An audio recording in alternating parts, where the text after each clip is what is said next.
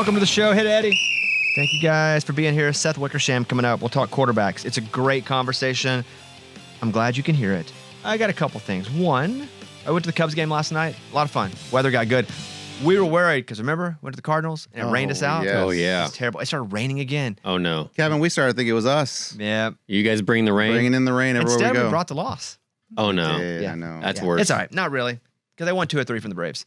Okay. Yeah, That's and solid. they're not going to win the division anyway. They're 5 back. Well, they were 5 back going last night. The Brewers are a different animal. Yeah. They are going to make the playoffs. So it was a fun game. Ate 2 hot dogs. There were some famous people there. Tom Morello. From Rage Against the Machine. Yep. Yeah. Wow. Guitar player. That's Hey. right, Kevin. Good Come job. on. Come on. Good Eddie, job. was that your first time at Wrigley? No, it's my Okay. second time, but it's my first time with those seats.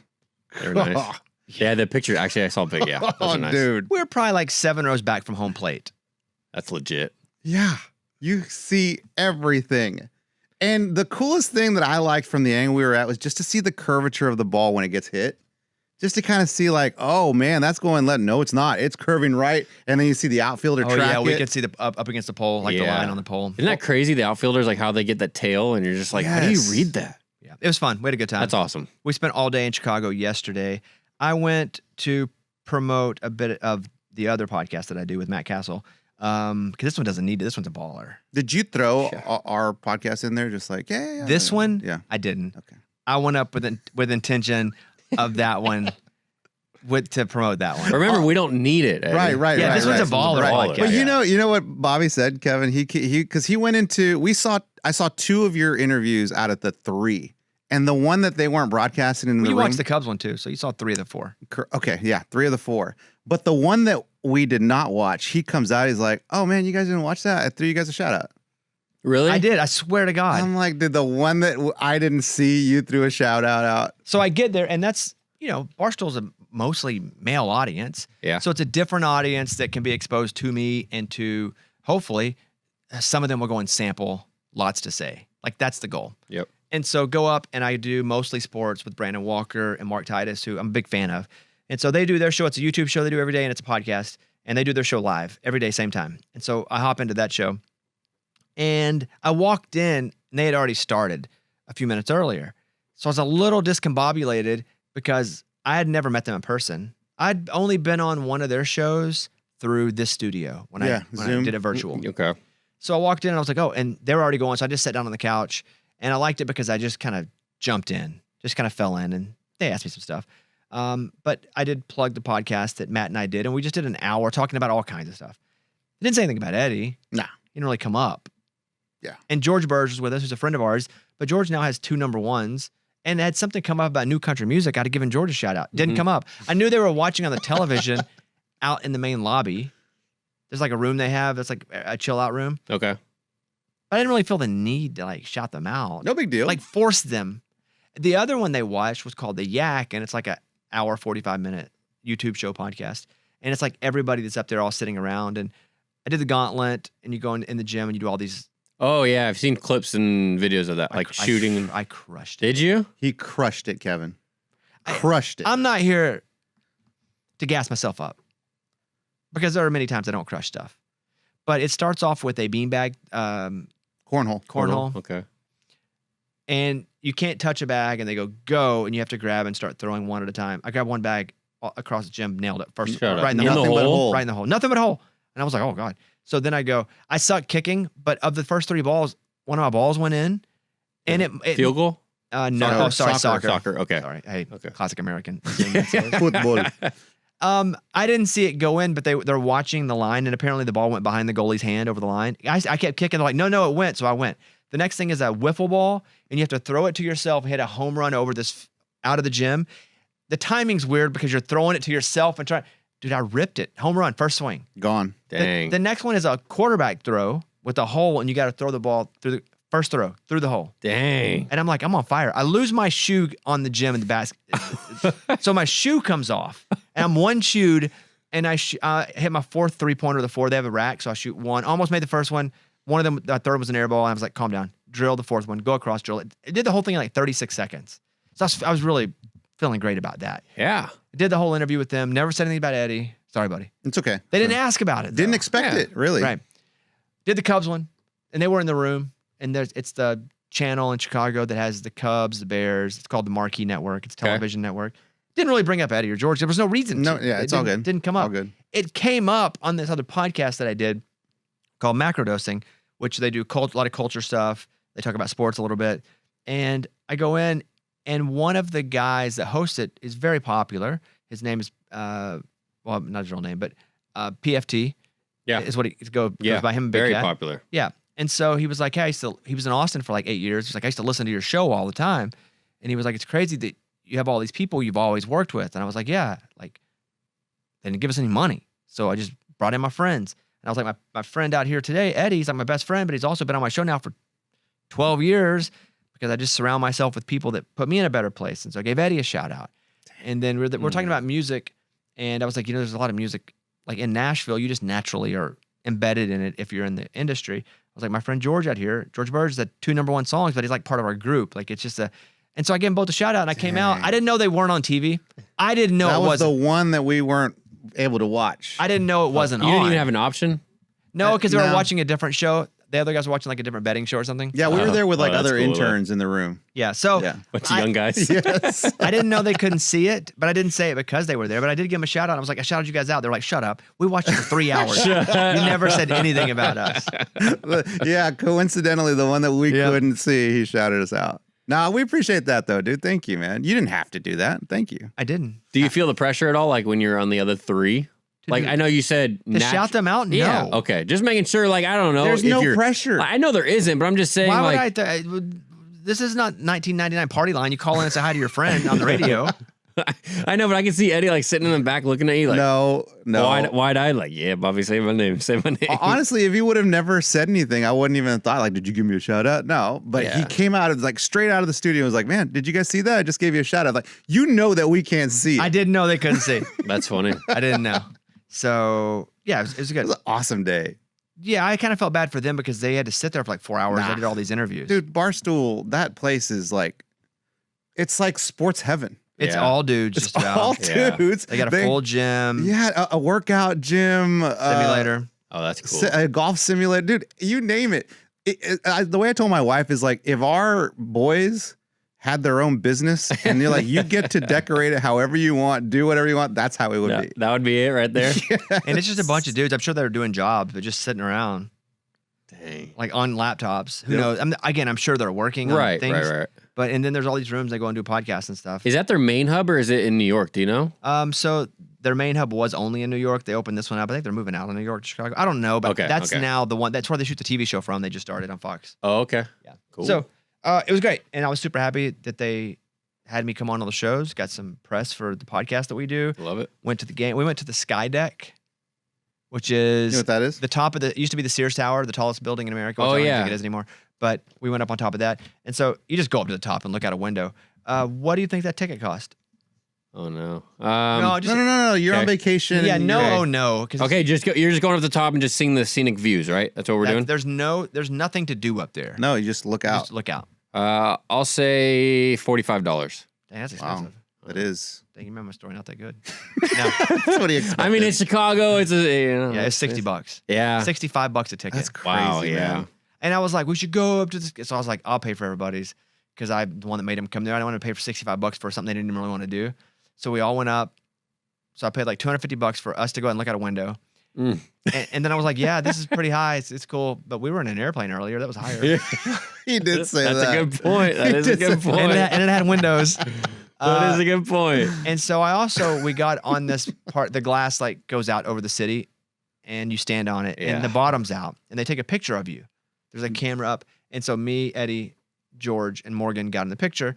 And then I bought the pictures, like $40 for the 4 pictures. I bought 4 of them It's like a $300 trip. Yeah, oh, no, Yeah, for it sure. was. It was. So I bought the 4 pictures for us, and Morgan's like, I'll carry the pictures. She left them in the car last night. Oh, We flew home. no. Morgan. Yeah, no pictures. Dude, I'm sure those pictures were awesome. They 'cause, were- they were awesome. You can see the whole city underneath your feet. Yeah, that is cool. Yeah. Was it scary at all? That part was because it's just glass, dude. You're standing Yeah. on glass. Bobby was like, it's not scary. I'm like, I hate heights, but I knew we weren't. Yeah, I'm not a gonna huge die. fan of heights. That's you why- knew we weren't gonna fall. I knew we were going to die, yeah. So I will say though, man, like the way you like to sightsee, I love it. Like, I wish that's how my family How would would you sightsee. describe how I like to sightsee? Absolutely. Buy the ticket, go look at it. Cool. You guys ready? And then Love we that. leave. And it's Love like, dude, that. we saw it. We saw everything we needed to see. We did a little, oh, look at that. Took pictures. And then we leave. And then he wants to, it's like, you want to go see the bean? Yeah, dude, it's about 9 blocks away. I've seen the bean in pictures. Let's go check it out. We get to the bean. You want to take a picture? Cool. Gosh, that thing's huge. All right, you guys ready to go? That's amazing. And we did. We should all be like that. I agree. Cause like, okay, you see it. Now what? You Like, just what do you stand here guys- and keep looking at it? Like, my family would be like, let's buy popsicles and then let's just sit by the bean for a little bit. Like, what are you doing? Get out of here. Yeah, I didn't think about it. That's kind of how I live my life. Yeah, okay, got everything I could possibly get out of it, and I don't Yeah. want to feel any more miserable being here. So let's just go ahead and kick rocks and get out. So yeah, we had a good 12-hour trip to Chicago. Yeah, that's cool. I like Chicago a lot. Me too. Yeah, when it's not cold, I've never been there when it's freezing. don't go. Okay. Siberia, ever heard of it? Yep. Yeah, it's like that. Same. It's brutal. I love Chicago, but brutal in the winter. The food is so good though. We did our draft of teams. So I've been in this league the last couple of years. I've talked about it on the show, but I'll give a quick recap. And it's me and 5 other guys, 5 other teams, 6 people, and you each draft 6 teams. And every time your team wins, you make money. Every time your team loses, you lose money. But it gets hard around rounds 3, 4, and 5 to get teams that are good because they're all just gone. And the first year I did, I lost like $2,000.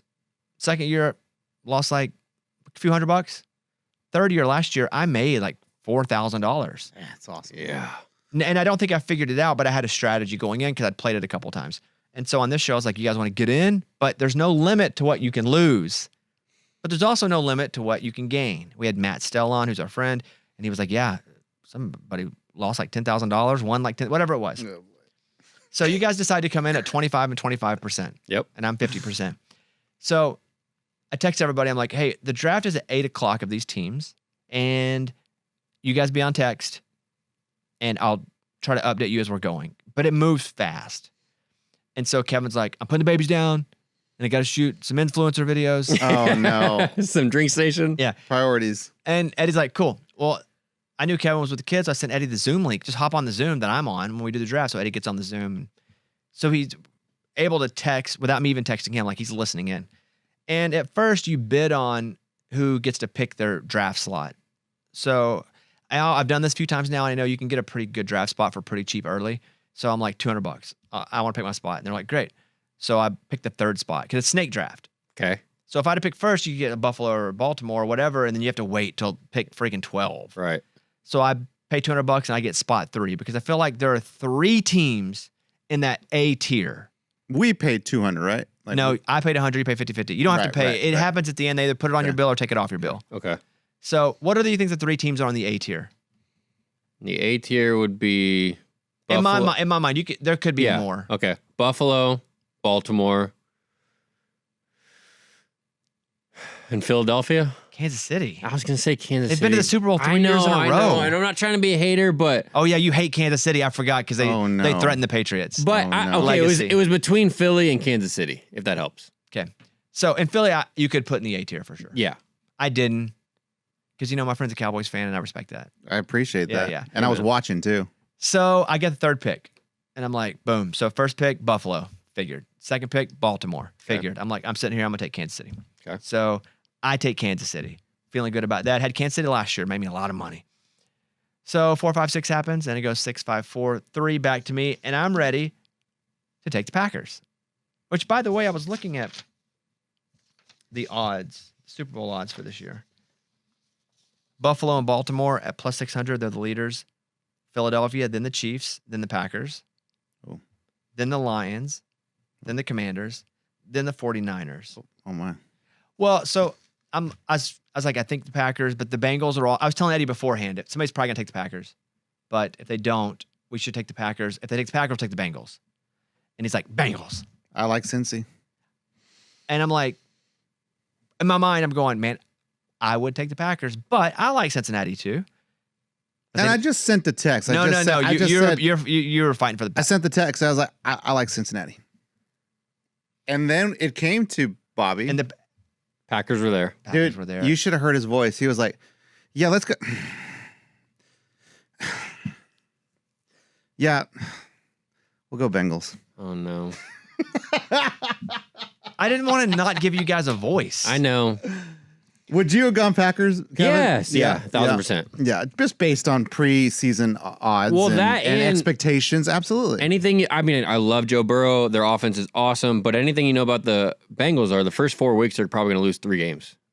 They didn't make the playoffs last year. They did make the playoffs last And year. they played great at the end. What, 9? They went 9-8, I think. Yeah, they almost squeaked in. They but don't have a defense. I think the Bengals are going to be pretty good this year. I do. And Yeah. also in their division, who knows what's happening with Pittsburgh. The Browns suck. Yeah, man. But the Ravens are really good. Mm-hmm. And so that's all the division, right? Yeah. Yeah. That's it. So I'd look back and I said to him, hey, Packers, if they're not there, we'll take the Bengals. What do you think? And I just wanted him to say that I agree. Look, if I'm being honest, I just wanted him to go like, I agree. Yeah. But he didn't, and I respect that. I respect because you guys are putting money in for sure. Yeah. So I said, okay, Bengals. And I'll be rooting hard for the Bengals, and I hope I'm wrong. I hope I'm right. Gosh, I hope I'm right because I'll never hear the end of it. you won't. I will not. You won't. Probably not. I hope they both could win, though, too. They could. It doesn't have to be one or the other. Mm-hmm. So, but that's that situation on that. So it goes over to the Bengals and wraps back around. And I believe in round 3, I took the Bucks. Yeah, at that point, there was no like, Eddie, what do you think? It was just like, I got this. I got this. Go. Hey, man. Hey, get off the just call. Get a drink, whatever you want, dude. At round 3, I took the Bucks. I feel like they play in a weak division. Love that one. I feel like they can. Yeah, I just like the Bucks. Yeah, I did too. And then great offensive line, especially when they come back fully healthy. Yep. And then round 4, there aren't a lot of teams left after round 3. You're talking about 18 teams Tough. gone. Now, they're picking teams to lose as well because you pick a team to lose, and if they lose. But the problem with picking teams to lose is once the playoffs start, you can't make any more money except for maximum one time. If one of your good teams makes it and then loses, and you pick them to lose, but you probably didn't pick a good team to it's a Yeah. whole thing. Yeah. You don't really. So I took the Patriots in your honor. Now, you didn't love tell me it. to do that, I love so it. I'm not going to blame you, but I Did you wanted. lose, Kevin? No, I didn't. No. I'm just No. messing with him. So our 4, and then I tried the old trick again, but it doesn't matter because they're off the board. I have Miami Dolphins to lose, Miami Dolphins to win, so they're dead. Yeah, they cancel each other out. Right. Yes. Okay. So we have 4 teams. We need them all to win. We really baby. need 3 of the 4 to win every week. I for was us to make wondering money. if you picked the Patriots, like if I had any influence on that. Oh yeah, for sure. I But love not that. so much that I irrationally just Yeah. jumped into the Patriots. There were no teams left. It was around that time. And Yeah, I thought, okay, there's like 4 teams I think are about the same. And I was like, I think Kevin won't like it. Since they're all the same in my mind, if I went with the Patriots, because Love it. it makes us root for them too. Yep. I love it. And you have a Patriots hat on today. Perfect. Thank you. So those are our 4 teams. Okay. I feel pretty good. I've never rooted for those 4 teams ever in my life. The Cowboys Ever. were only picked once and to lose.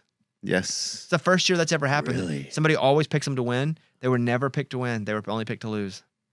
Dang. They're playing tonight. How do you feel? God, I feel great. I feel so good. I'm just so glad the season's starting. This is an exciting feeling, dude. Eagles, 8.5-point favorites. Not worried about it. That is, it just keeps going I up. don't think we're gonna. It does keep going up. Oh, really? I'm Yeah, gonna it bet. I'm gonna bet if it's still 8.5 right now. I'm gonna bet heavy on the Cowboys. I think it started at 7, and then it saw- went 7.5. That was Yeah, I a couple saw days ago, 7.5. and now it's 8.5. It'll be 9 by the time the game starts. I mean, that's a lot in It's the a lot of NFL. points. I'm That's a telling you lot. this too. I am on such a heater. Did you hear my baseball story earlier? No. Tell him. You Tell were, him the you were in baseball We story. were doing the show, the podcast on the show. I need to bet this Cowboy real quick. Atta boy. I did. It's still plus 8.5. All right, I'm gonna bet. Yeah, I mean, it's gonna be closer than that. You gotta think, right? I don't think we'll If win you the think, game. oh God, if he's thinking that, I don't No. want to I bet don't- it anymore. I don't think we'll win the game, but it's got to be closer than That's 8 so much in the points. NFL. It is. Okay, I'm gonna put $250 on the Cowboys plus 8.5. Let's go. Eddie, Last putting anything on night it? we had. Oh, yeah. So Oh, yeah. DraftKings you can use in Illinois. We get there and Eddie's Yeah. betting on every at bat. The Cubs Shut game, dude, is up. awesome. Every strike. Next Well, pitch is going to be a strike. As soon as we get there, he goes, "We should bet first inning." And I'm just there. I love the Cubs, and at Wrigley with my boys, got great seats, got hooked up with great seats, and I'm just enjoying it. Got a couple hot dogs, and he's like, "No, let's just bet." I don't really next pitch, foul ball. I don't really $1. need that, Right. but I guess, why not? Right? You're in it. Oh, dude, it was awesome. So he's betting. We go no runs first inning. Now, I'll say it again for the sake of the story. Obviously, I want the Cubs to win, but we both bet no runs first inning. Just the first inning, man. So the Braves no come runs. up, go down 1-2-3. We're like halfway there. Let's go, baby. And for the first time in my life, I'm rooting against the Cubs to score in the bottom half of the first inning. Hey, That's such a weird feeling. quietly, Yeah. quietly. And so we're watching and ground out, Pop fly. pop fly, and then strike out. And we were like, in your Cubs gear. so I even went over the top of like, that's all right, boys. We'll get him next time. Get him next time. we were sitting like right behind the plate, and we were like, so I bet like $150, made $150. Nice. It was nice. So I don't really bet anymore, but I'm watching Eddie over there just tinkering away, like just trying to predict it too. Carlos Santana home run. Come on, let's go. And he's This betting like at bat. $1. And he's like, if I hit this, I win $40. Nice. And so a couple innings go by, and it's 0-0. And I've eaten all my hot dogs. You're watching. You're watching me. Why not? Yeah. Anytime fun. It'll give us something to talk about, something to bond about. And so I'm in. So I bet on a couple, win a couple. First inning, I think I make like $100 or something overall because I bet like $50 here, $25 here. Next inning, I'd made a little, but I was like, I'm gonna bet $200 on a single. Now, it can't be a double, triple, home run. It can't be a ground out. It can't be a strikeout. It can't be a walk. A hit batter. Exact It's got to be result. an exact single. So I bet $200. Single made $1,000. Shut up. It was Dude. crazy. We jumped up What? like we just hit the Powerball. Hey, and it was up in the air. He just hit it short. So they just hit the gap. We They just couldn't saw it get to float, land. Oh! That's there we so could lose it though awesome. because it was a single. It was and- awesome. It was so cool. Dang. That is awesome. amazing, dude. It's amazing. Especially because it wasn't like right away you knew it was a single. Like if there's some build up to it while Oh, the yeah. ball's in the air, that's And we were great. there. Like how often do you Yeah, like get a yeah. big hit when you're actually there? Right. Yeah. Off of something so random.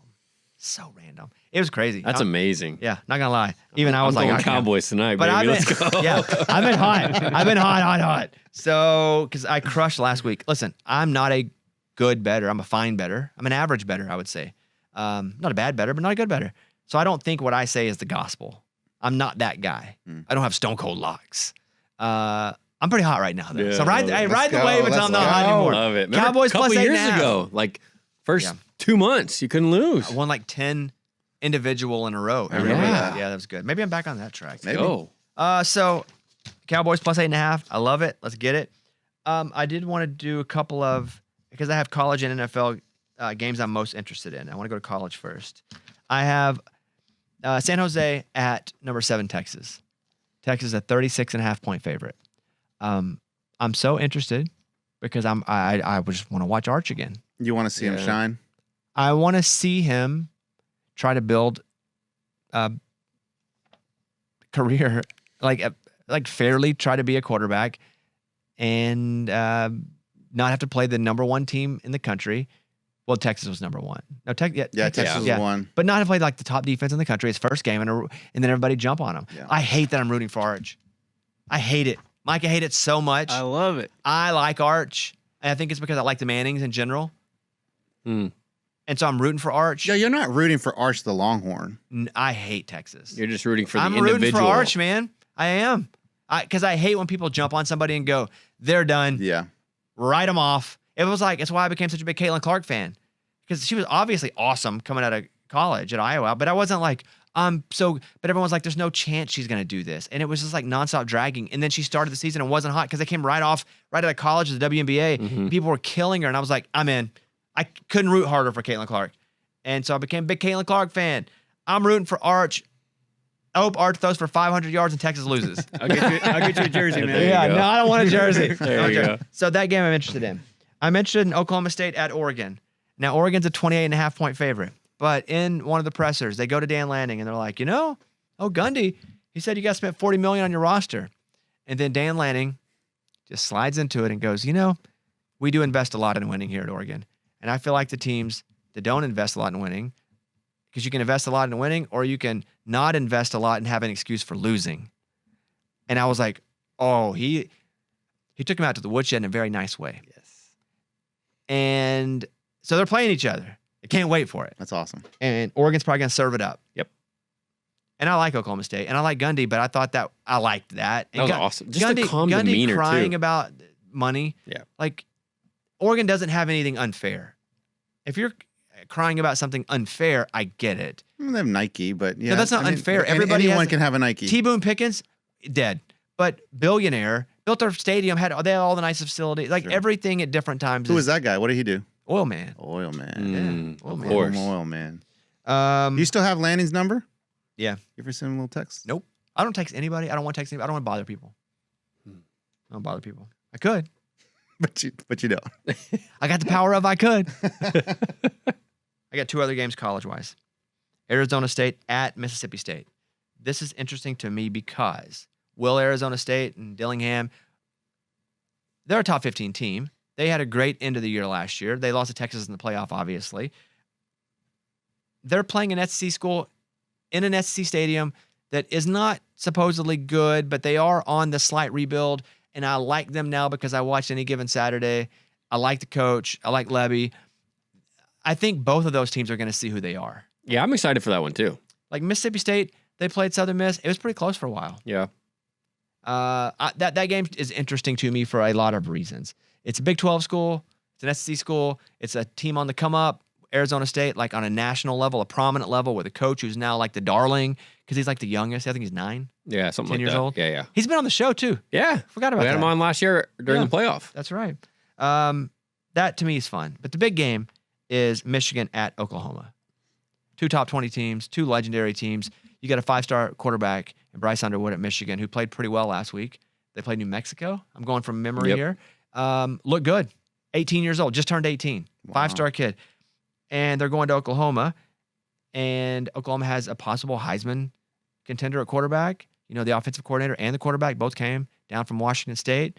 So Oklahoma is almost a touchdown favorite because they are playing in Oklahoma.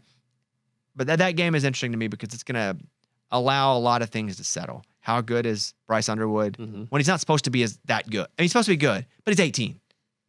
Yeah, he doesn't have the hype that Arch. Nobody does. Nobody but does. To that standard, though, I'm saying, because he is still like And he you plays said, for just turned 18. Michigan. And they had a down year last year. Oklahoma also had a down year. Yeah, bad down. Yeah. So both those teams are going to show something. I always root for the SEC team in situations like this, and then because it's my family's team, I root for them, obviously. But that should be a good game. Yeah. Obviously, Arkansas State. Nobody cares about that but us. We don't even think we should play it. We've never played them in the history of football. It's the first time ever, and we're playing them at crappy War Memorial Stadium in Little Rock. I respect the stadium. Been to a bunch of games there. Rushed the field, but it's like we shouldn't play games off campus. But it's actually closer for Arkansas State than it is for Arkansas, and it's an Arkansas home game. There's really nothing you can get positive from it. Because if they even play close, they're like, hey, look at us. We're close to the big school. It's stupid. So I hope we win and move on. Thinking about going to the Ole Miss game next week at Ole Miss. Okay. Who are they playing? Ole Miss. Oh, sorry, Arkansas. Arkansas. Okay. I was like, You thought he was just going to go see Ole Miss? If they were going to Ole Miss to play Oregon, that'd be weird. I don't know why. You go to a random Ole Miss game? Like, huh. If it's a solid result this week, it may go to Ole Miss. That's cool. I've heard great It's good. The things. Grove's cool. Yeah, that's what I heard. I don't know. Maybe I'll invite some people. I don't even have tickets yet. We give them shout outs on the anywhere you go? Or Well, I'm not doing interviews, but I would. If I do an interview, I can. When they're not shout-outs. looking, he will. NFL-wise, Cowboys and Eagles tonight. Very interested in that game for a lot of reasons. But our money's not in this game, though. No, not our money, Yeah. but our private money is. Yeah, private money. Yeah. The chest isn't. Our community chest. Correct. That'll be fun to see. Just what the Cowboys do. They're going to throw a lot Is it because they're going to be down. yeah. is it a let's see how bad they're going to be, or let's see? I think it's a let's see ... Yeah. All of that. Yeah, all the above. You know, what's Dak up to? The Is great George thing you Pickens have going crazy? for you is your expectations are just so low. Sure. Yeah. I mean, they're pretty neutral. Do I think that this is our year? No, they were Of low course. a week ago. No. You're not shifting. You quit them last week. Is this our year? Possibly. No. You quit them last week. You fully quit them. Now you're neutral, and now you're back to positive. Been a You week, wouldn't even dude. wear a hat. It's been a week. I got the hat back on. That's a quick change. It's been a week, baby. Let's go. You're so stupid. He even changed like in mid paragraph. Yeah. He's like neutral. It could be our year. Yeah. We'll see what I say tomorrow. Can you imagine? Oh man, They win. The Friday night game. Our team, the Chiefs. Our team. Man, that's Our hard to team- say. I know, dude. I've never said that in my life. You have to root for them. I know. now. I It's say, our- hey, if they win, at least I'm getting some money out of No, it. not at least. You got to root for them. Yeah. You got to root for them. yeah. Yeah. They're playing in Brazil. Yeah. Oh, this is the Brazil And it's only game. on YouTube. What the? Dude, this is going to get bad. Oh, my gosh. I like YouTube. Why? It's like Logan Paul, the quarterback? Is it Well, a whole... yeah, like, What do you mean bad? Like to view it? Well, like, I don't have YouTube. Like, is it? Everybody has a YouTube. You just have- go to youtube.com. Oh, it's not YouTube TV? I believe it's just... Because last year I had to get Peacock and then cancel it just to watch a Chiefs game. Would you mind looking? It's just YouTube. Yeah, I thought so. So I just go to youtube.com? Eddie's like, I don't have the internet. No, dude. Okay. We all, it's everywhere. Well, that's easier then. Okay. So I have those two games. And then obviously my favorite team is the Panthers. Oh, yeah, your team. Panthers at Jags. And then just Raiders at Patriots.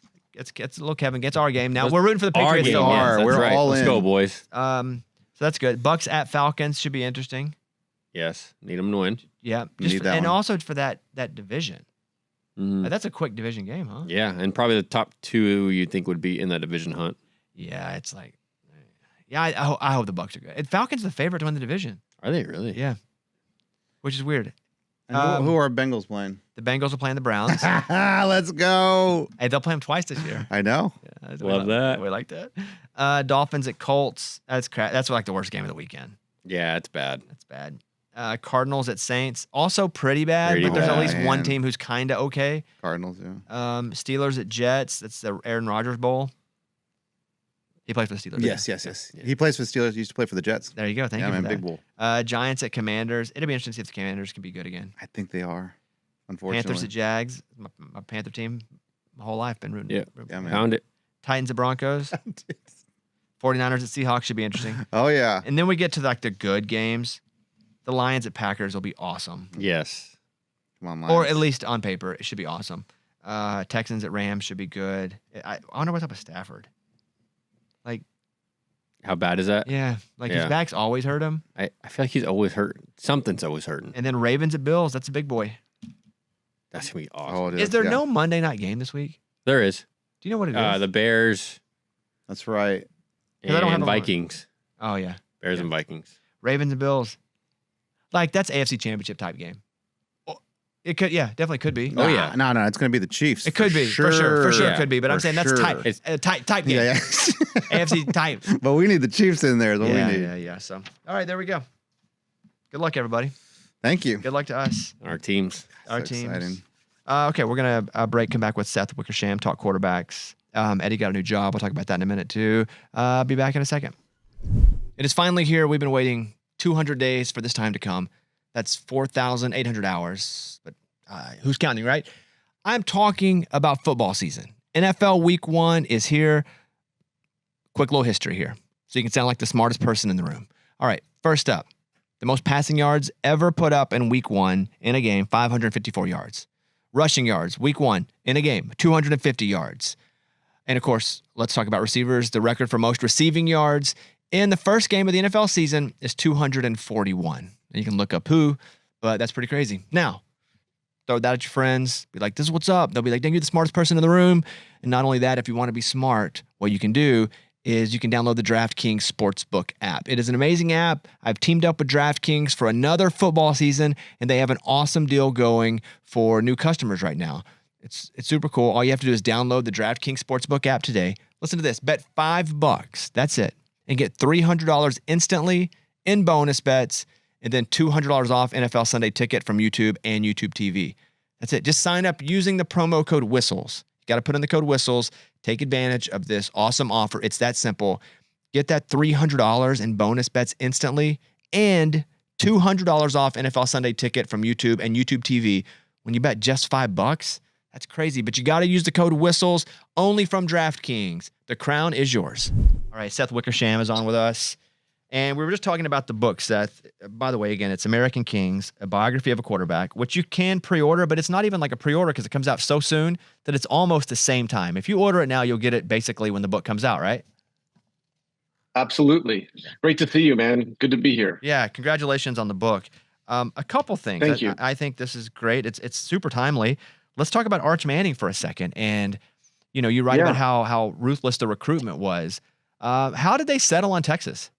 So my goal with the book, what I wanted to do was show what it's like to do this very uniquely American job, very unique American responsibilities at like every level, from current high school to college pro, retired Hall of Famer. And Arch was interesting to me because, it was a window into this entire iconic quarterback family. And so I was able to kind of like, or I was hoping to try to tell the entire Manning story through Arch, and specifically through Arch's recruitment. And it got so competitive. I think that like even being there, it was interesting to see, especially in the NIL era, how hot it got for Arch. I think that it came down to Alabama, Georgia, and Texas, and the reasons why he picked Texas were I think they were pretty wise. I mean, in no particular order. Number one, Steve Sarkisian, he's the play caller and the head coach. So he's not going anywhere. He's not going to be one of these guys who gets poached to be a head coach somewhere else. Number two, he really liked that Texas was going to be a team on the upswing. And here's a chance to win a national championship there and kind of help elevate it. He liked that it was a school that had a ton of talent. And I think after being at Isidore Newman, which is obviously a pretty small school in New Orleans, he wanted to be on a team that had, other 5-star players. And then finally, and this is the one that I personally find the most interesting, is that, Austin's a big enough city. You don't really even call it a college town. It's a city that he thought he could be pretty anonymous there. And that to me is the most interesting aspect of it all, because here you have Arch Manning, and member of football royalty, and part of the reason why he picked Texas was because he thought, and we'll see how well that works out, that he could be anonymous there. And I think that even some of the reporting in my book shows that that itself was too difficult to ask for. How influential were Archie, Cooper, Peyton, Eli all in Arch's recruitment and actually helping him achieve his destination of Texas? I mean, it was like he did it himself. And I think that they're all really hyper aware of looking like they had a hidden hand. And Nelson Stewart, so Arch's sophomore year, obviously they realized he was going to be a top prospect. So Nelson Stewart, the head coach at Newman, and Cooper Manning get together and they try to think about how they want this recruitment to look like. And this is looking like staring at a tsunami from a distance. There's no stopping this thing. And so Cooper said, I want this to be a 1975 recruitment. And Coach Stewart was like, what do you mean? And Cooper was like, I want you to run point. I want you to be the gatekeeper. And, we're not going to do this thing where, we're not going to take offers. We're not going to be posting on social media every time a school offers to us how grateful we are. We're going to do things a little bit different to try to give Arch a semblance of a normal high school life and maintain his love of the game. And I think that's really important. And so it was Arch driving things. And obviously the family members, could weigh in when they wanted, but they went to University of Virginia, where Arch's older sister May goes. And as they were walking around campus, Cooper was like, look, this isn't a bad choice. It's a beautiful campus, great school. It's not football crazy. And I think maybe your life could be more normal here. And, obviously Virginia wasn't a school that he, ended up considering at the end of the day. It was him that was driving this. And he's the one who decided on Texas, really just like Peyton did with Tennessee and even Eli did, back in the day with Ole Miss. You write about Joe Namath, and before both of our time, obviously, Joe Namath, I think by 1969, him guaranteeing, him wearing the fur coats, him being in New York. But it was an odd juxtaposition because he played at Alabama, all of that. We didn't get to experience it, but we're only catching it through story, folklore even. And so what did you think of Joe Namath's cultural impact once you started to really get into it at a deeper level? Well, I mean, look, all quarterbacks are cultural archetypes of John Unitas and Joe Namath. I mean, those two guys are huge pillars. And as I show in the book, there are other guys who helped set them up, especially Bob Waterfield in the 1940s. He was married to Jane Russell. They were the the country's first power couple. But really, Namath is, a watershed moment in so many ways. And it was interesting because I've been with Joe Namath at events in New York, and I've been with him at one event at the University of Alabama at the stadium. And just my personal opinion, I thought that he was way more revered, way more sought after, almost looked like with a type of reverence that was different when he was at Alabama rather than at the events in New York. I think that like Alabama has such a vast, history throughout college football. And obviously Namath has so much cultural template that he started once he was with the Jets and kind of blossomed into, this guy who first offered the idea of quarterback as like a lifestyle. But at Alabama, he said that Bear Bryant said that he was the finest player he ever coached. And I think that like, when you listen to Joe Namath talk about his career, I think in a lot of ways you hear him talking about more joy when he was at Alabama than even during his heyday in New York. I remember when the story first broke, when you were talking about the book, when it first was, hey, this is going to be a book that exists, and the Caleb Williams pre-draft doubts came out. Yeah. Like that had to feel a bit like a tsunami a little bit, and people were, they all had opinions on your opinion and also what you saw, right? So what's been the fallout and the follow-up from that story where, it maybe Caleb didn't want to go to Chicago? Well, they looked at both Caleb and Carl Williams looked at it really intensely.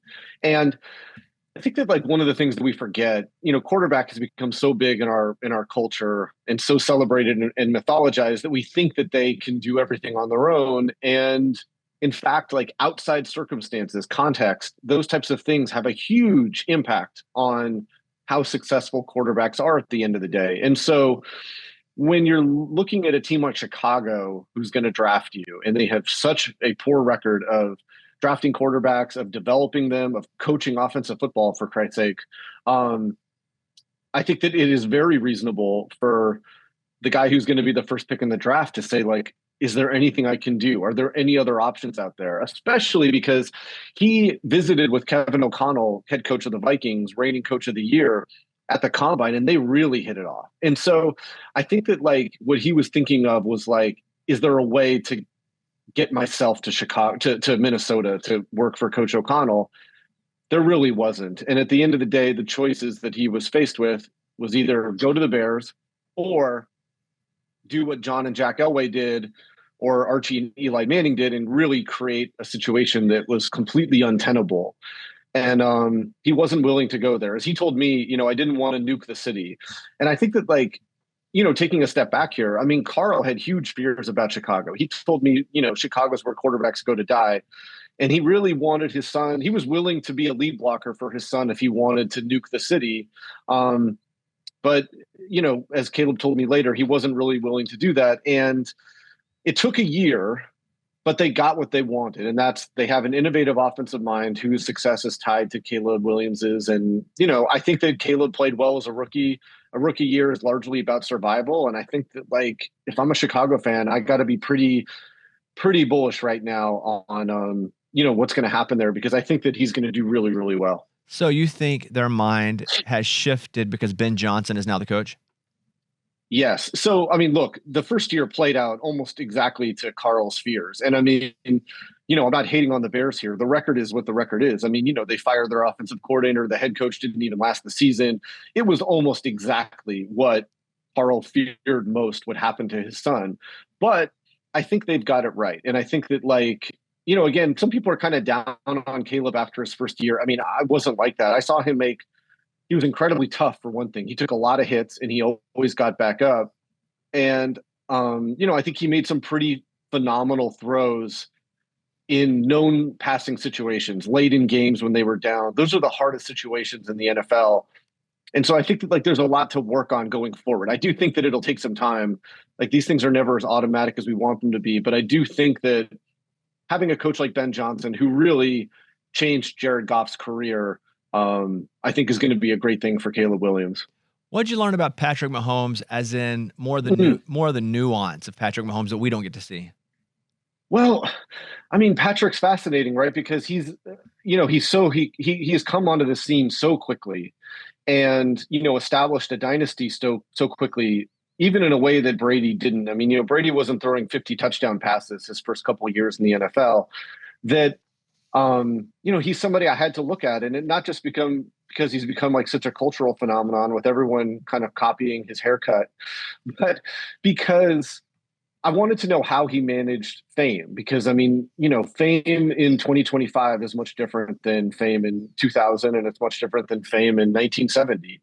And he leaned into his religion a lot more than I think people realize. And I think that like the challenge for quarterbacking has become so big that I think that like you have to almost how you deal with fame and the pressure of playing the position, I think, is a makeup that's almost as important as your ability to throw the ball, to be honest with you. That's how big it's gotten. And in order to keep your performance ahead of your notoriety, you have to have something that grounds you. And that for Mahomes is religion. Like, I think that it catches people a little bit by surprise that like someone so gifted, it roots so much of his, how do I put it? It's like his awareness in religion. And,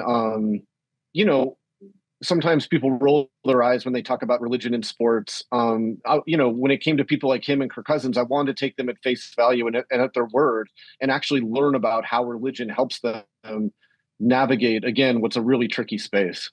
I feel like, and a bit what you just said there is, what's the cost of being a quarterback and what are you going to sacrifice in order to get these great things? What are some of the costs that maybe we don't see, but they are really having to sacrifice in order to get to this level? Well, I think that like we sort of like look at the beautiful throw in the pressure situation and wonder how they do that. And I think that like for them, that's the easy part. It's everything else that comes with it that's difficult, and how they manage that stuff, I think, ends up being a huge thing. Look, it is really, really hard. And I think that you have to study. You have to.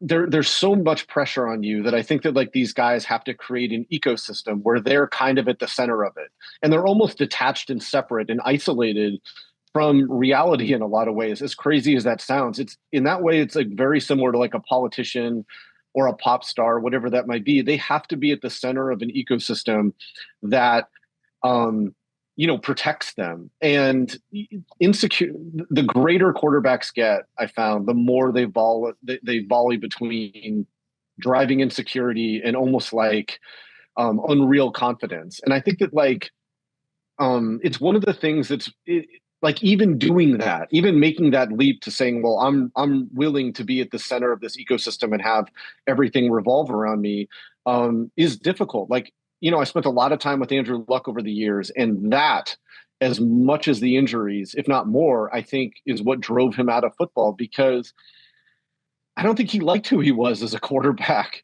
I don't think he liked it being, Andrew's world 24/7. I think that when he was injured and he wasn't playing football and he had a chance to really examine himself, he was like, I don't like who this person is. And I think that like he tried to do it where he was a quarterback and trying to be a different type of person. And that worked for a little bit, but it really wasn't sustainable. And at the end of the day, he kind of picked himself more than the job. And so those are the things that I think are just fascinating that fans don't see. I mean, quarterback is not a job that you play. It's something that you are.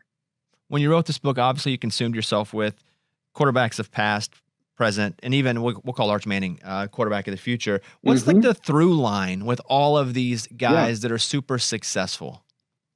I think it's it's the same thing that allows the lead singer to step on a stage in front of all these people with a microphone in front of him. I think that you just have to have the willingness, call it, ego, confidence, ruthlessness, whatever it is, to step on the stage and have everyone watch you and know that even though you won't admit it, I think that like there's a part of these great quarterbacks that think that they know more really than anyone else. And they might be kind of superior in some ways. And that includes, teammates that they really like and adore, and even the head coach. I think that like they have to figure out a way to, again, navigate this pressure. I mean, it's not a history of the quarterback, but I do have historical aspects of it. And when I went back to 1906, when the forward pass was legalized in college football, I was thinking it was going to be like a slow build to the quarterback kind of having its lofty cultural status. And instead it went fast. I mean, we as Americans almost seem to notice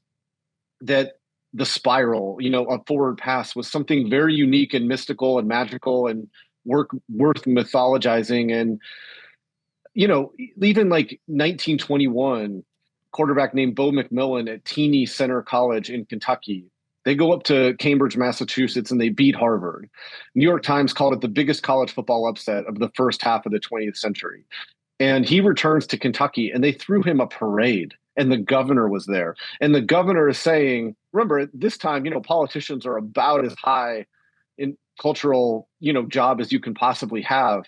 The governor is saying, I would do anything to trade places with this guy right now. And, sure enough, soon his wedding announcement is in the New York Times, and, he's in Hollywood with starlets, and his life really took off. And again, that was relatively early. And so I think that like from the moment those types of things happened, things just changed for quarterback. When I was doing the book, I sat down with Steve Young, and we started listing all of the hats that a quarterback has to wear, from matinee idol to field general to astonishing asshole at times to amateur psychologist, all these things.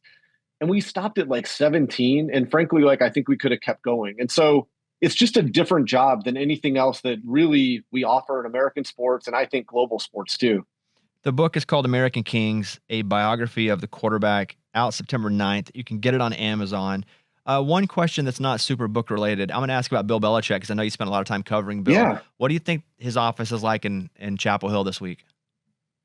Oh my God. I mean, look, when Bill Belichick loses a game, that pain and that misery takes on an atmospheric type of, presence. And, when he's in staff meetings, I mean, these things can go for hours, and he'll mumble at the lowest of his voice so that like every coach has to lean in and hear him and listen to him talking about all of the things that they did wrong and all of the things that they have to do better. And so, look, I think that like today, tomorrow, Thursday are not going to be very good days in Chapel Hill. But the thing that's interesting about Bill, for as miserable as he can be and as hard as he can push his assistant coaches, I mean, he's kind of fundamentally an optimist. And by Friday, he will change his tone and change his tune. And I think that like he'll be working really hard to put his team not only in a position to win, but to give them confidence. And I think that like,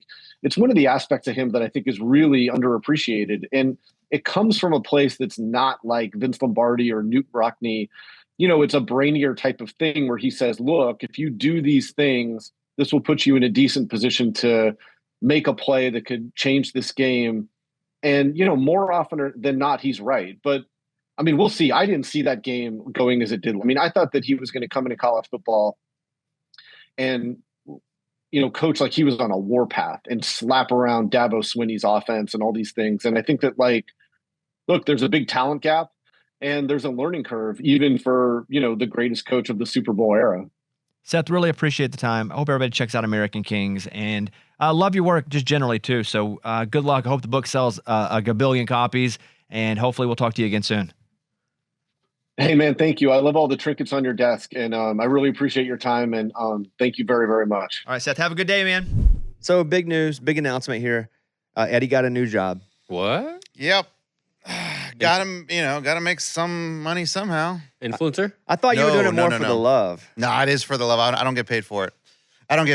But on Fridays, boys, I'm going to be busy. Friday nights, I'm part of the chain gang. What? for the high school football team. No way. Yeah. It was last minute. A buddy of mine, he's been doing it for like 2 years. And I think one of their guys got sick. I Wally pipped him. I said, dude, I'm available. I can jump in. And I did it on Friday night. And dude, I was pretty good at it. The only time I screwed up one time. Which one do you do? Yeah. Well, both. Because which way are you going on the field? Well, there's a marker holder. Yeah. I consider that part of the chain gang. The marker holder is Doug. That dude's been there for 40 years. Oh, you don't want to take Doug's spot? Doug. No. Doug's been doing this for like 40 years. Yeah, I don't do Doug's job. I do either end of it. Am I the first down or am I where the ball starts? So how'd you screw up? So when it was first and goal, I put the marker on the goal line, and the guy's like, throw it on the ground. Oh, you don't need to because the goal line is the marker. Right. I didn't think about it. I just thought like, hey, maybe they need a reference, guys. The goal's right here. Yeah, that ain't so bad. Rookie move, but that's not like bad. Yeah, I was thinking like you got to like chained up, like all like caught up. You know what I mean? And you had to break it up and pause the game. That's a little nerve-wracking because it's along the sideline. So when you're right in front of the visitor team, they could trip on the chain. A couple times they stepped on it, and I got to be like, boys, watch the chain. Wait, do you do the thing where if they're coming over, you just drop everything and move away? That's what they told me to do. Don't risk it. The first time, dude, there was a run that came straight to me, and I used the stick to guard it. I don't think that's the way you're supposed to do it. It's not. Because it could hurt a player. And the stick bent. Oh. So now we may need to get a new stick. So in your first game, you put the stick on the goal line. Not that bad. Shouldn't do that, though. I mean, But they you don't need that. But you bent the stick I bent the stick. because a player hit it. Yeah, so like the players came to me and I just kind of stuck it out like a shield. Like you were blocking yourself Yeah. from the player by Yeah. using the metal rod. yeah, and they landed on the bottom of the stick, which then I let go of it, but by that time they'd already stepped on the stick and it's bent. It's a little warped. But they didn't teach you just if it's coming over, drop it. They did, but dude, I mean, it's so fast. You can't really think that quick. Do you ever get distracted and like you just start thinking about the things and all of a sudden you're like, oh God, it's because I think I would be doing that. Yeah. I mean, dude, you got to stay in it. I think the best part about it is that you are in the visitor sideline, so you're hearing everything. Is there a way the chain gang could cheat in high school? Absolutely. How? I mean, once you start realizing what green tomato, once you realize what green tomato means and when they call it, you could easily text. Because, I mean, I have my phone out checking scores. You're checking Wait, scores? oh, absolutely. That's why the player ran into the stick. Sure.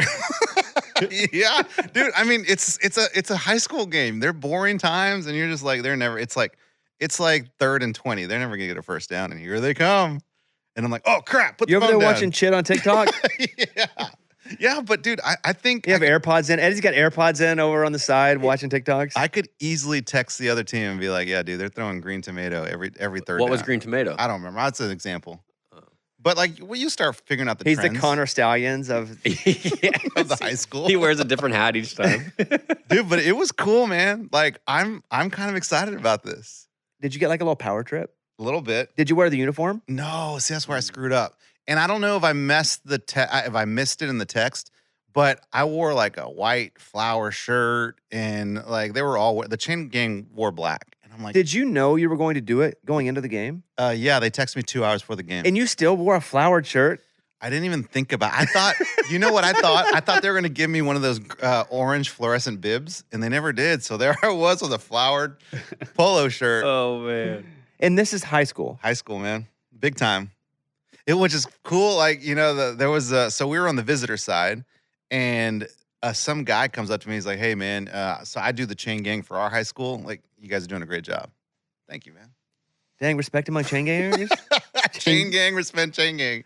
Do they have the digital ones at all? Or no? Yeah, that's what Doug carries. Doug carries the down, Okay. and he just follows the ref. Like wherever the ref says the ball is, Doug goes to the ref, hits all he does is hit the button, and he goes 1, 2, 3, 4.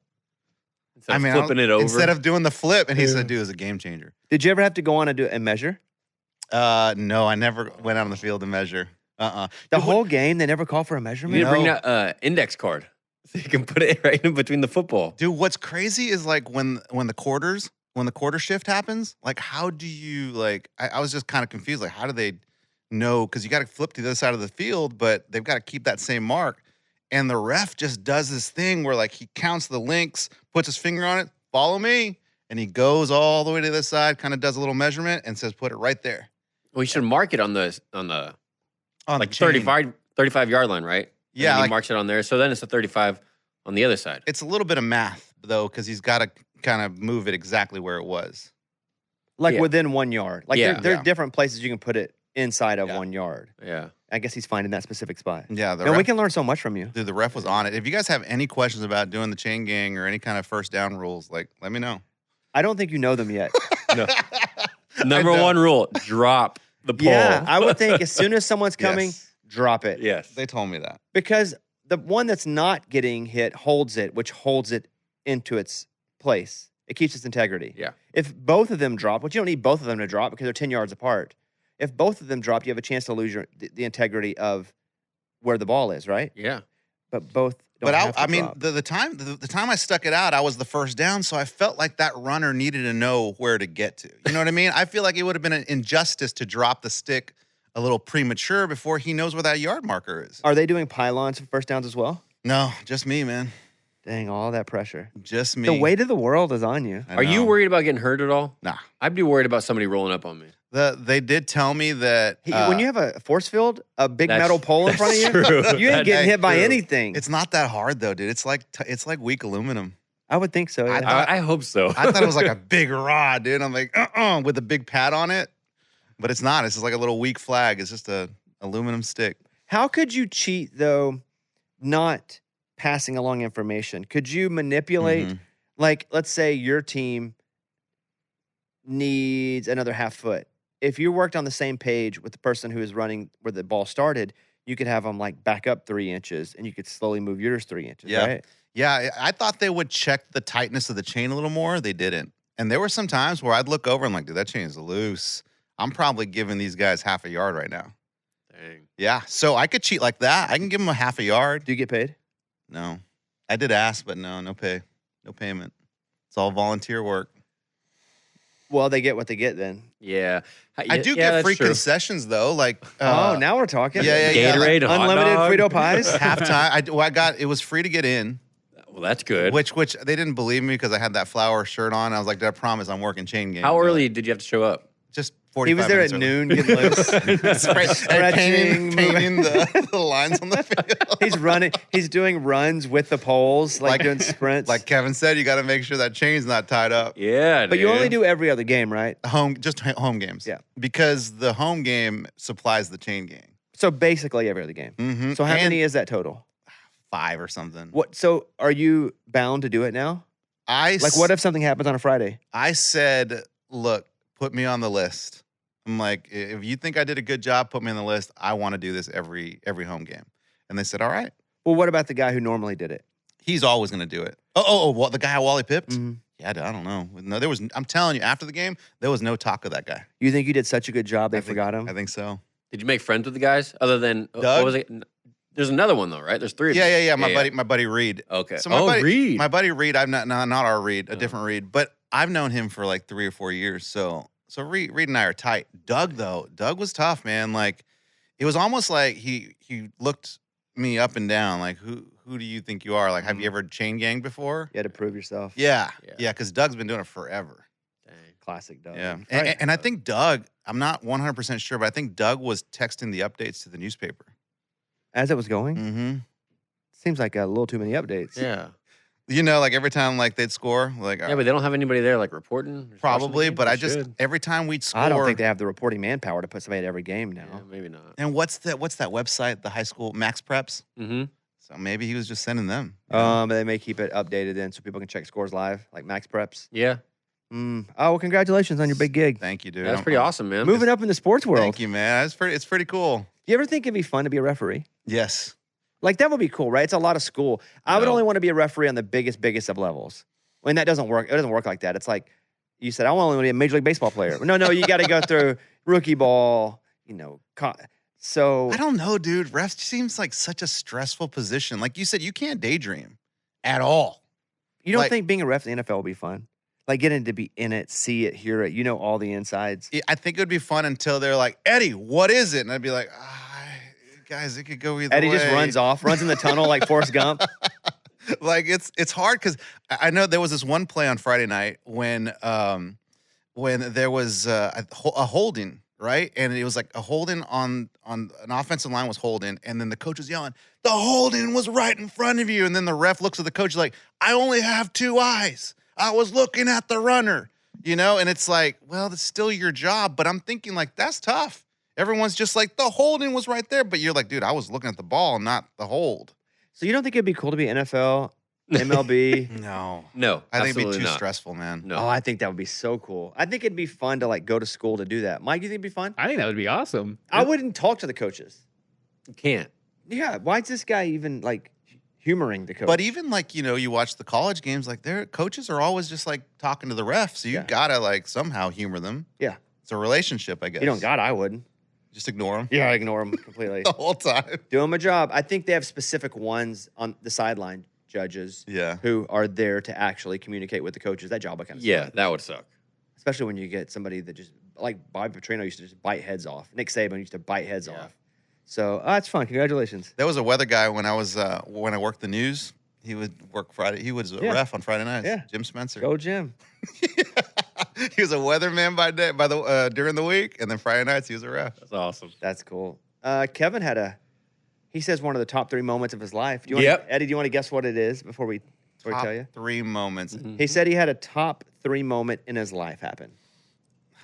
Is this one of the influencers? Is this an influencer deal? Like, No, what did you get? No. 10,000 No. likes or something? Has- I did see your new drink station influencing video. Nice Okay. job. Thank you. I thought you already did Drink Station. No, he does them at the drink station, right? Yeah. It's a Drink Station. It doesn't have anything to do with Drink Station. No, but I saw that. Okay, yeah, thank Yeah, you. yeah. Yeah. Okay, so it's not that. Uh-uh. Something with the Patriots. I don't know. You get 3 guesses. Well, He had a top 3 life moment. How well do you know him? I know Kevin pretty well. Mm. Top 3 life moment. You just had babies. You recently got married. So then this is going to be the 3rd. I'm going to say you got invited to do something with the Celtics. Okay, or the that's Patriots. guess 1. Yeah. Or the Patriots. Guess 2. That can be guess 1. Okay. Gosh, I don't know. I mean, what else does this dude like? I thought you know me. I do. You're a Patriots fan. Oh! Are you going to Boston for a vacation? Okay, that's guess 2. Too. You're going to But if Everything's if Boston going- related. If he's going, though, Yeah. that hasn't actually happened. It already happened. Yeah, it already happened. Top 3. Oh, life it already happened. Did you post about it? No, but I saw a post that was Yeah, it's adjacent. yeah. He got an autograph Tom Brady ball or something. Oh, that'd have been cool. Yeah. I would have posted that. Well, maybe not. It has to do with golf. You got a hole in one? No, that'd have been awesome. though, Dude, huh? that'd You be gotta- number 1. That'd be over your kids and what? Okay, golf. He's gonna. Oh, it already happened. Did you play like a cool course? Where did you guys play? Cedar Crest, in Okay. Murfreesboro. Okay, that's definitely You ever not played it. that one? I don't even know that one. I've played. Honestly, Cedar it was a Crest. good course though. It was a cool course. Okay, he got an eagle. Oh, that'd have been pretty cool. Okay, so it's Dude, not you're it. you're setting the bar so high. So what? He got a birdie. What is it? He got his first birdie. What did he He's do? out of guesses, right? Baby's first birdie. Yeah. All right, you can go ahead. I hit a drive as straight as can be over 300 yards.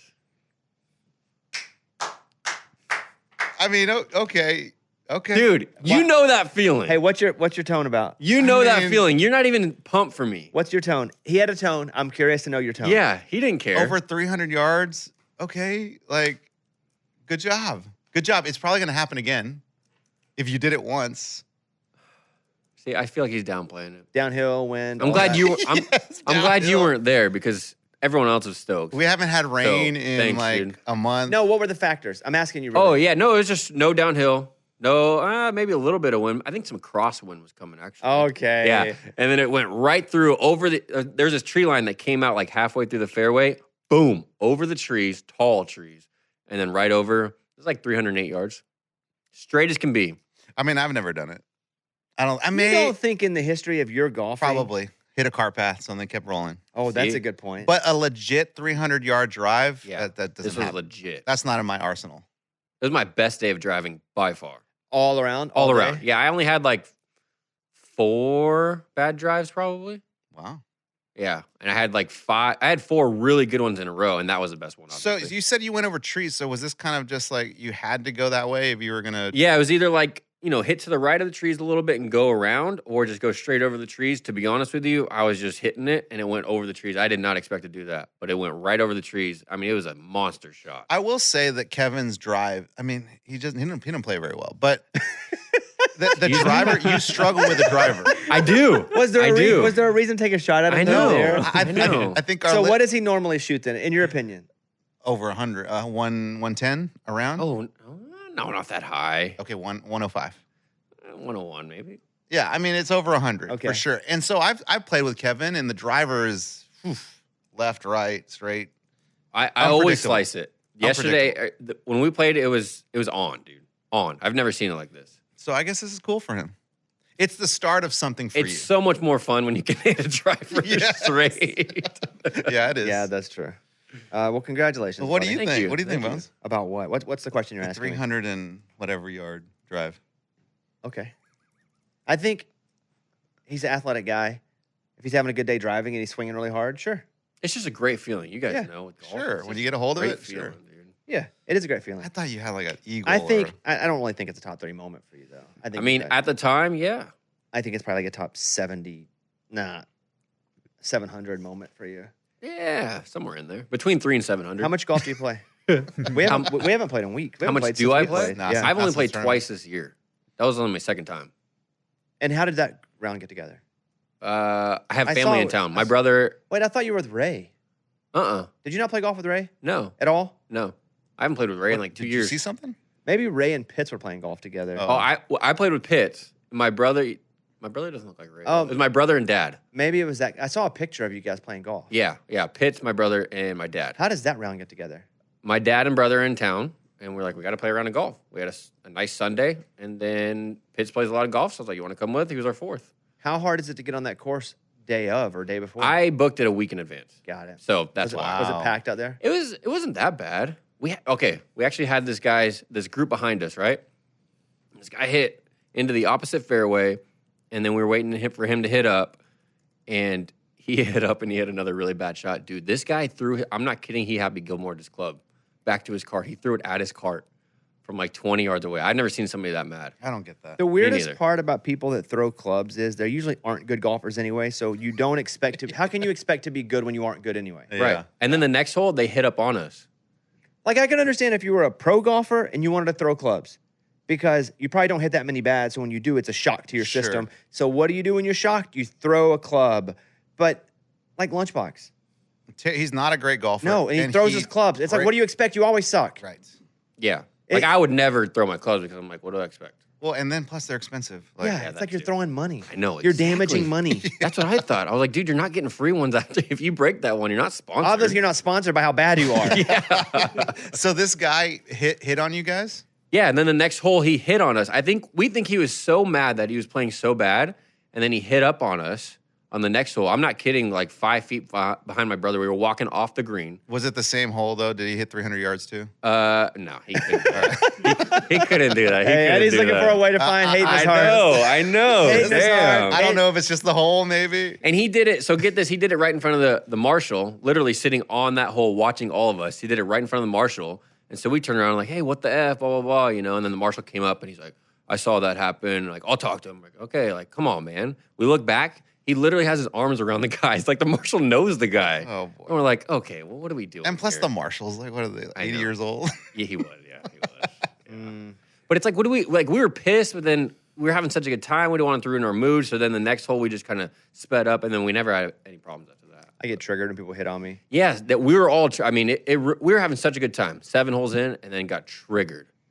Yeah, it pisses me. I worked on a golf course, and so I did maintenance on a golf course. So people hitting on me is a little traumatic because the workers would just get tagged with balls, and so without anybody, even because we had to water our greens specifically if it got really hot because there was not hydration. What's the word with the water system? Irrigation? Thank you. The irrigation system, 95% of the time, unless it got really hot and it couldn't keep up. So we had to go out real quick, stop it, go on a golf cart, plug it in, and spray the greens with water.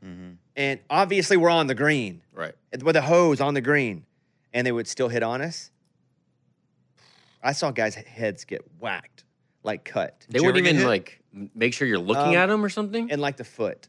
You got hit the foot? Yeah, and like the foot, or I'd be like weed eating or something on the side, and people would hit. So I have a little PTSD with getting hit with golf balls. But once we were all playing in Austin, and it was me, Eddie, a couple of our friends at my course, and these guys kept hitting on us. And so we got up to this hole, and they hit on us again. And it was like 4. And so I'm pissed. So I'm like, all right, if I have to fight, I guess I will. I don't want to. I'm not a fighter, but I'm gonna have some words because I'm pissed. And so they're coming at me, and I'm standing there, and I got my boy behind me, and I'm like, well, if we're gonna fight, I guess we'll fight. And they're coming, and I'm like, you guys gotta stop it.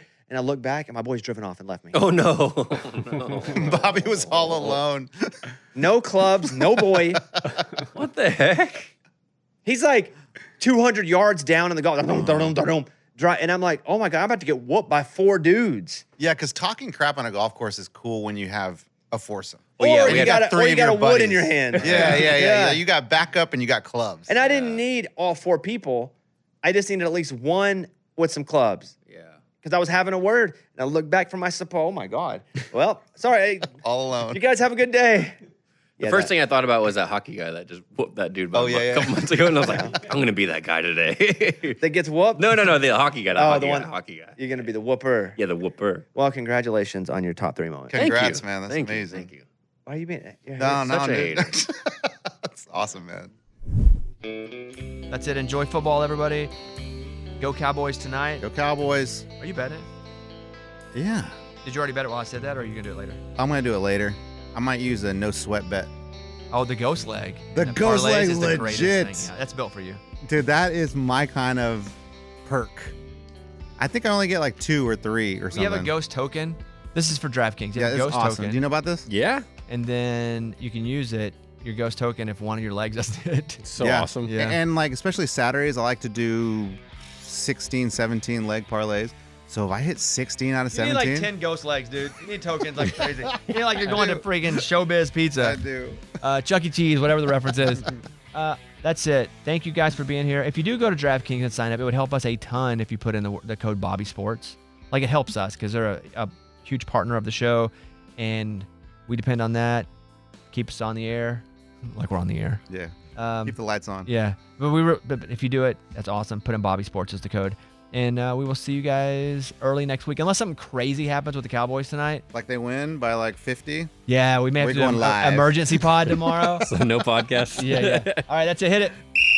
All right, see you guys.